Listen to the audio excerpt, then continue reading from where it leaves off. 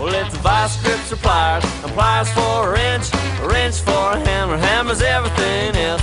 It just don't seem to make much difference. I sure do like him, but he's hard on equipment. Right, this is everything we need.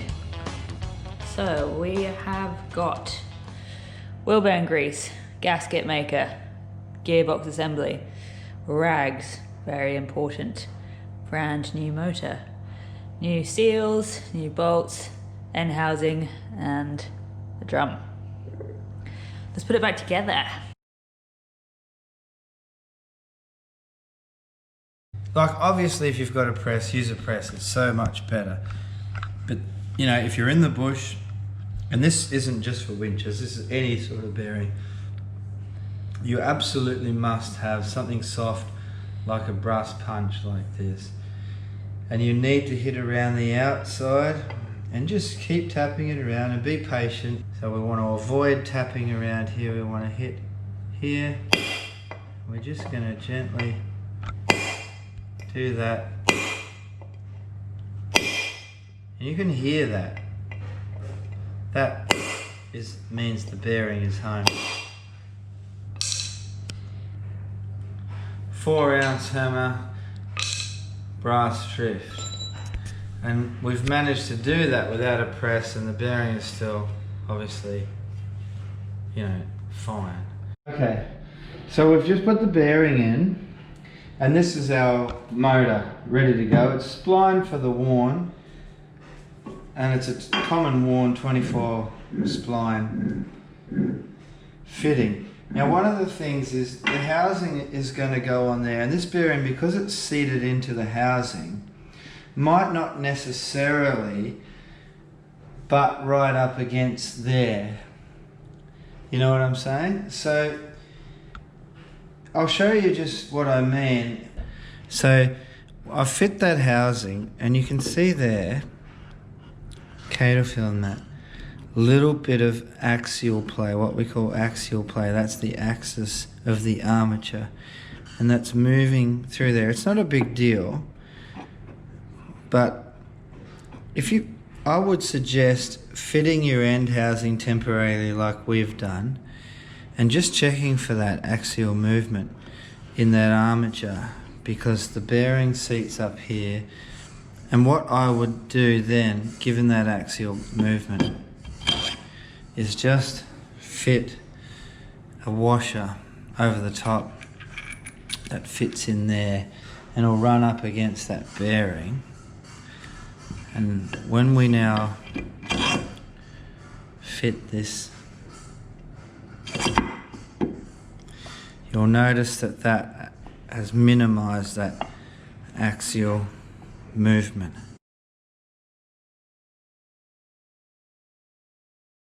So this is probably the bit that's the fun part of it, really. So we've obviously rebuilt this motor, or we haven't actually rebuilt it, it's a new one, but if you rebuild it, you do the same sort of thing.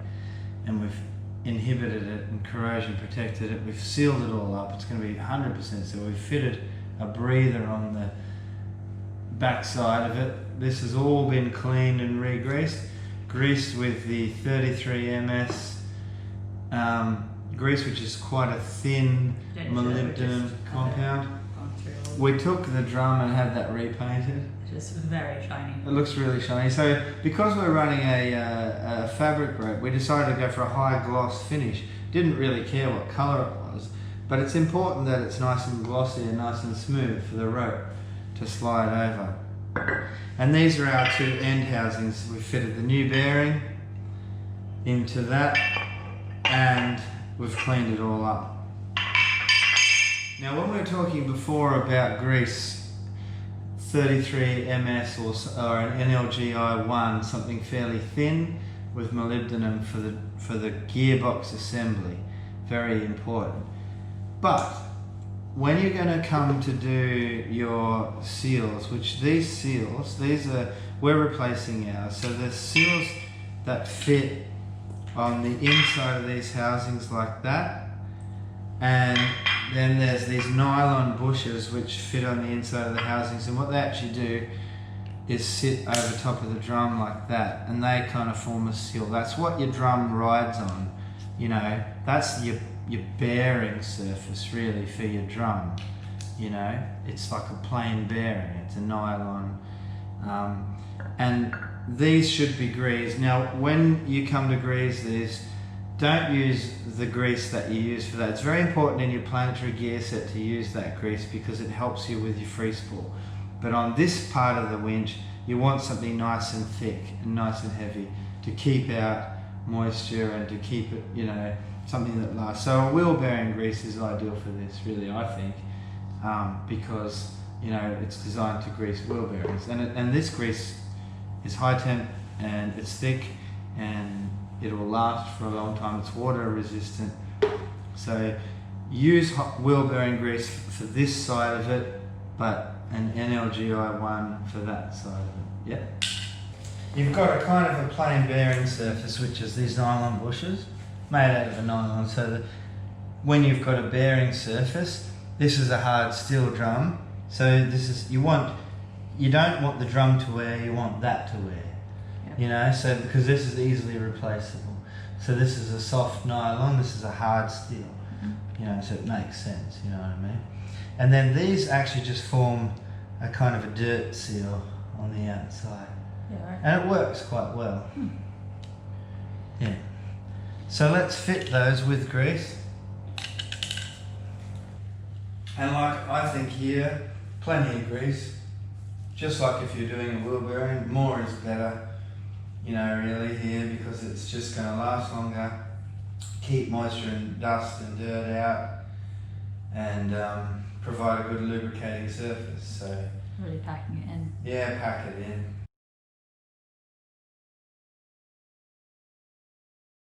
Maybe even put some grease inside there, because see the ends of this drum, they're going to run in there.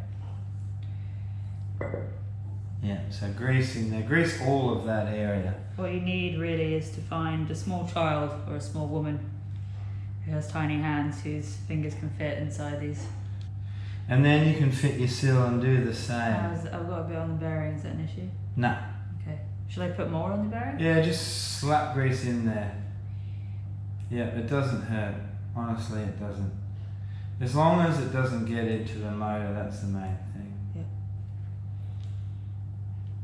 And it's not going to, because we're fitting that washer there, which is going to be really good. Right. And this one?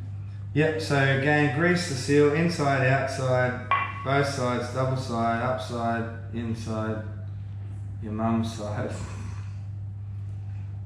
Just grease the shit out of it, honestly.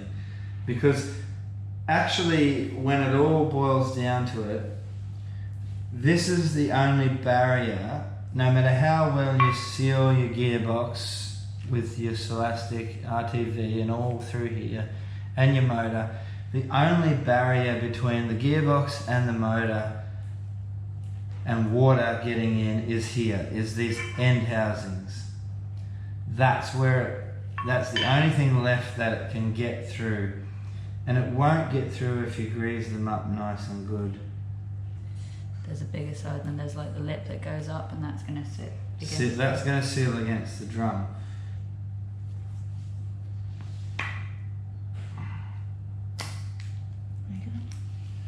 Now once you seat that seal, go and whack a heap more grease on there, because you won't regret it.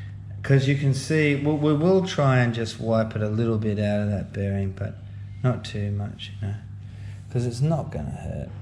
We just don't want to have too much friction in that bearing. So that you can see that what's going to happen is that's the motor side of the housing. So this is the motor side here, and that's going to fit in there like that. And actually, see, that's providing a seal, but it's a surface to run on as well. You know what I mean? And that's what you want. Same again, fit. So you can see how much grease there is good. Mm-hmm. Do the same on that side there. Fit the same grease. Can you help me with this? I can't put it on my own. Or can I? Maybe I can. Oh, there we go. I got it. Oh yeah.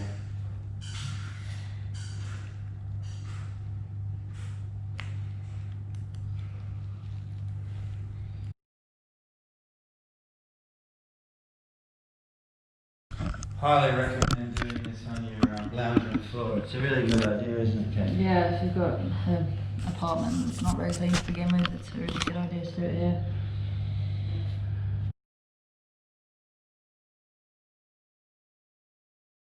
We need to have the orientation figured out for obvious reasons. So those are the feet that the winch will mount on. And we know that the feet mount forward on the worn or on the ARB bar. See that there? That dowel pin will mate with one of those dowel pins. I think there are 4, so that means you've got 4 different clock orientations for that. But these are our terminals, so we want those up. They're on the right hand side of the winch, and they want to be up. Feet mount forward, so the feet need to basically stick out towards me. And that should clock on there.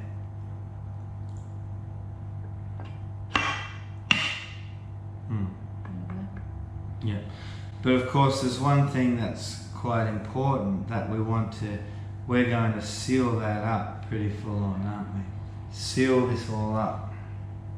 Just with this gasket stuff, yeah? Gasket cement, yeah, the RTV. We've discovered it's very important when you're doing this to make sure that the gearbox housing remains in this orientation, because if you try to flip it over, which gives you much easier access to the bolts to get your Allen key on it, but when you do that, it's very easy to throw the planetary gear system out of alignment, and then it will stop working and it'll have to start again, which is tedious. It's very tedious. You've got stuff all over your zip. So we have now decided that to keep this as stationary as possible and not risk turning it upside down, we're just going to keep the gear system as it is here and rebuild it from there. So applied a little bit more grease around the outside. These have now been sealed up fairly well. So quite a key important detail here is when you're fitting this, the gearbox and the motor obviously, well not obviously, don't directly go to each other. The thing that's brings them together is actually the brake that's in the drum. So you can just see it in there. So this sort of drive shaft pin that drives the gearbox assembly, as we showed you in another video, that attaches to this side of the drum brake, and on the other side this coupling fits into that brake in there, and that attaches to the motor. The brake is also a really key point. This is why it really matters which way you put your winch back onto your vehicle. It really does need to only go one way, for the very important reason that if you are winching in, say if you're on a hill and you're winching in to pull yourself up the hill, when you stop winching, if your brake doesn't engage, then you're going to go plummeting down the hill, which is not ideal. So it's really, really important that your brake is working, and that essentially works by when there's a differential between the gearbox and the motor.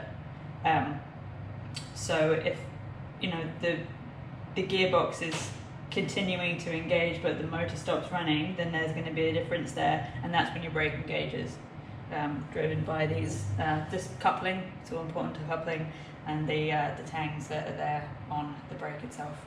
Very important to remember that. So don't forget that, or that, because otherwise nothing works.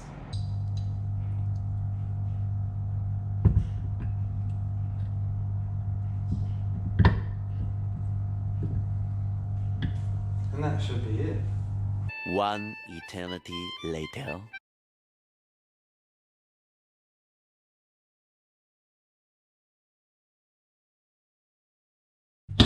Yep. Beautiful.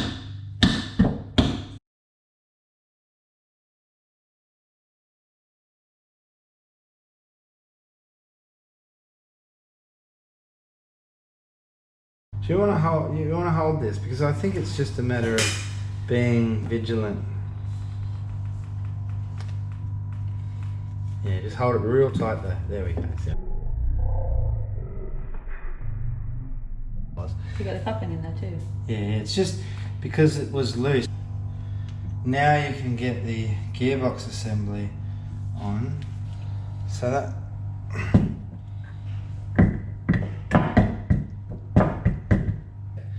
that's dropped in.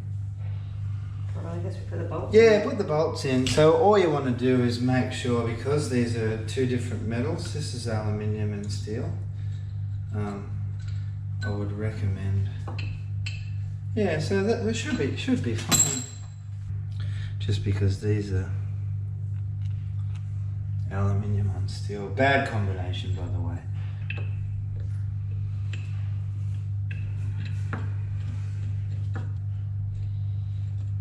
So put it back on its feet.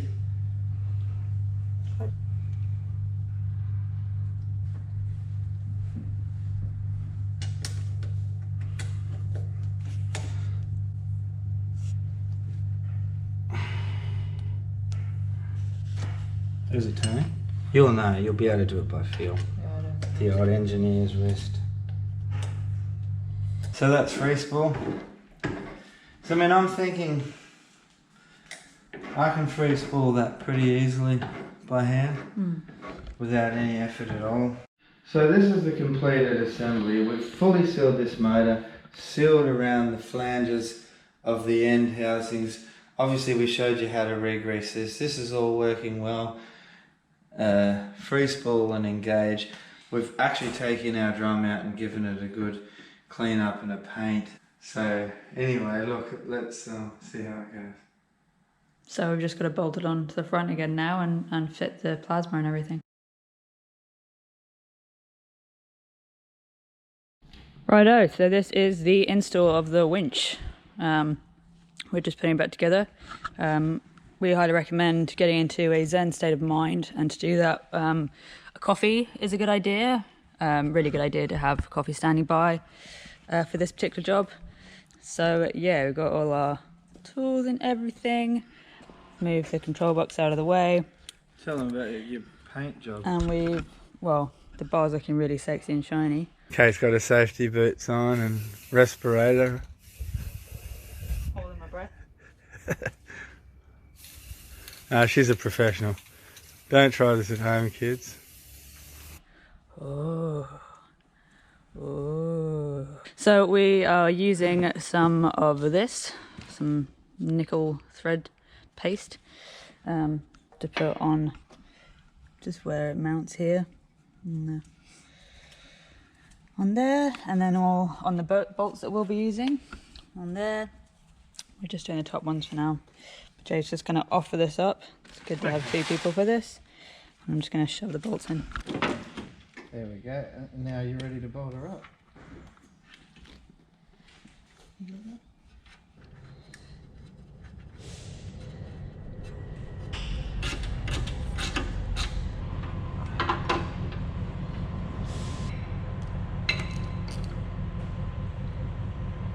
So do you want to see if the winch is level then, roughly? I'd say you need to come up a little more on that side. Which side? Like that? Yeah. You sure? Check the fair lead as well and make sure that's sitting level there. So that'll give you a good indication. It's got to be in the middle. Maybe we should improve.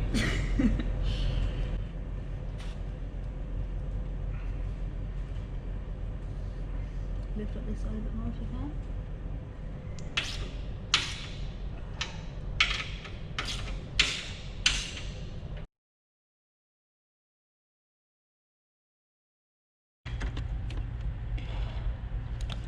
Nip it, don't strip it.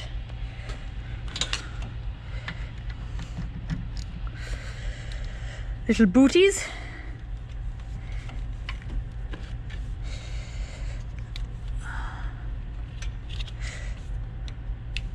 I find this is the best way to do it. Get a little screwdriver in there and just pop it over the top. Just stretch it over. That's what we like.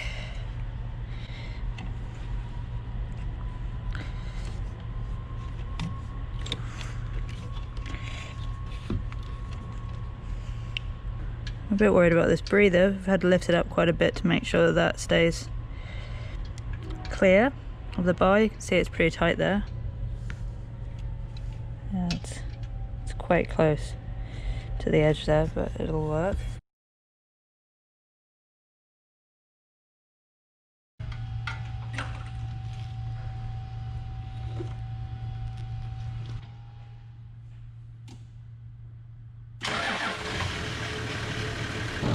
Winch in.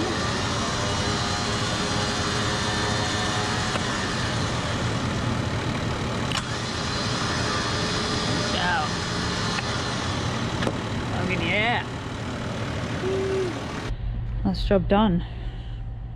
Put the controller, well, nearly. Gonna put the controller away and reattach this control box to its little bolts, and then it'll be done. It's pretty easy, really. Didn't take us very long at all. But there you have it. Thanks so much for watching, guys. I hope this has given you a good overview on our winch and everything that goes into keeping it top-notch and reliable for us in those difficult situations. We'd love you to like this video below if you did enjoy it. Please subscribe to our channel. Got a lot more videos coming up in the coming weeks. Now that we're in this lockdown period, got a lot more time on my hand to edit them all and get them all out to you.